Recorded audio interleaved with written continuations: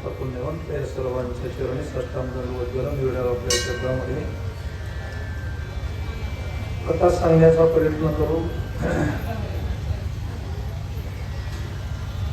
खरं तर हनुमानजीच्या जन्माची कथा श्रावणातच यायला पाहिजे होती, आलेली असती आज. तिसऱ्या शनिवारानं घोटाळा गेला आहे का नाही.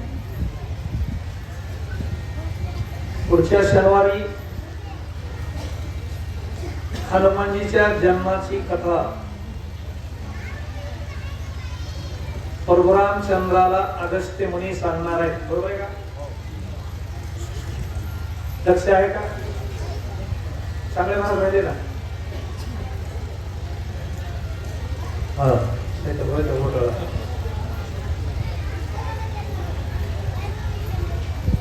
आता परशुराम चंद्राच्या जन्माची कथा हनुमानजीच्या जन्माची कथा राम कधी विचारायला लागले?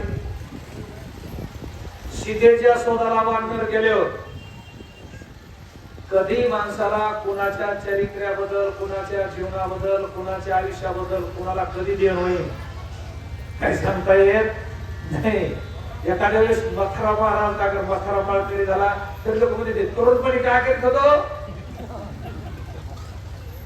बाबा कवा कुणाला कशाची होती सांगता येत नाही. तरुणपणी काय बालपण में खेल गमाया तरुणपण में का कुठे पनवे काम पण लगा निकल गया बेईमान. काही मस्त नाही देव देव करायला.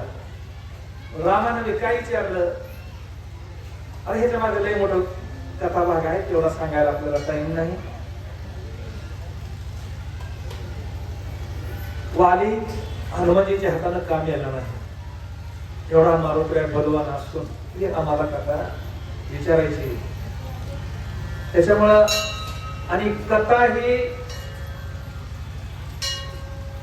वैराग्यवान साधूच्या मुखातून ऐकावं माणसानं. काय नसते महाराज कुणाच्या मुखातून ऐकावं? याचा फळे उपदेश कुणाचा? जो वैराग्यवान साधू त्याच्या मुखातून कथा ऐकायची. अशा बद्ध वक्ता धात श्रोती याची चित्ता त्याचा उद्देश कळत नाही. परशुराम चंद्रासारखा स्रोत आहे.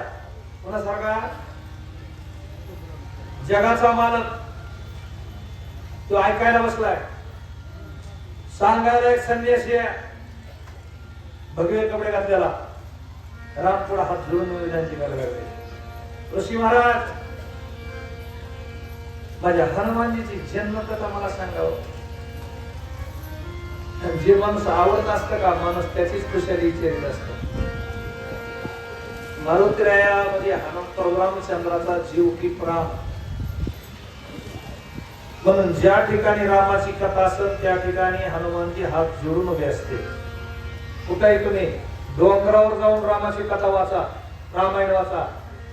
मारुत्र्या त्यांचं संरक्षण करायला पुढे उभाच असणार.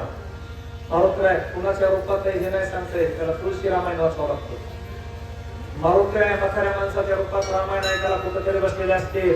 आता सुद्धा एखाद्या माऊलीच्या रूपात बसलेले असते. कमीत कमी झाडावर एखादा पोपट होऊन तरी रामकथा ऐकत असते. ज्या ठिकाणी रामाची कथा तिथं हनुमानजी असते. मग हे एवढं एकमेकाचं प्रेम, एकमेकाचे हृदयी गोडी साखरेच्या ठाई. त्याच्यामुळं रामाला हनुमानजीची कथा ऐकावं लागते का? माईला लेकराचीच खुशाली ऐकावं वाटते. माईला कुणाची खुशाली ऐकावं वाटते? चुकलिया पुत्राची वार्ता जिनी भावे ऐके माता.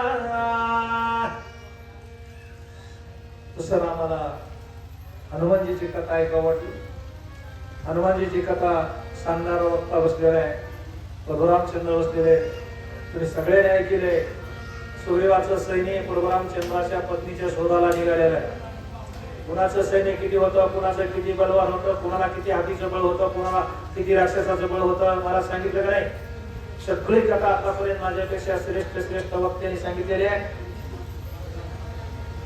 आता काही 2-3 ओव्या राहिल्या असत्या लोक ऐकतीचा